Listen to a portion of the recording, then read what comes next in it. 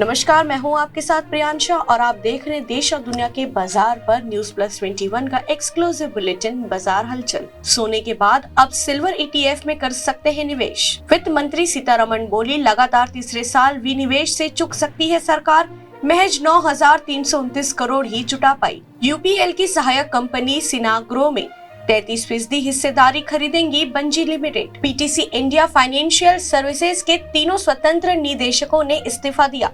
America का fried chicken brand Popeyes Bharat में JFL ने बेंगलुरु में खोला पहला रेस्टोरेंट। होंडा शाइन ने 16 साल में 1 करोड़ यूनिट के साथ नया रिकॉर्ड बनाया। 125cc सेगमेंट से सबसे ज्यादा बिकने वाली बाइक बनी। अब QR कोड से होगी असली और नकली दवा की पहचान। 1 जनवरी 2023 से लागू होगा नियम।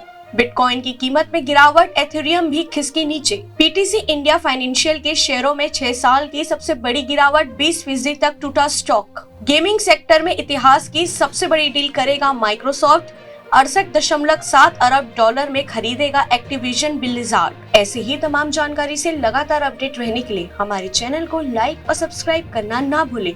नोटिफिकेशन के लिए बेल आइकन जरूर दबाएं। देखते रहिए न्यूज प्लस 21, आपके हक की बात।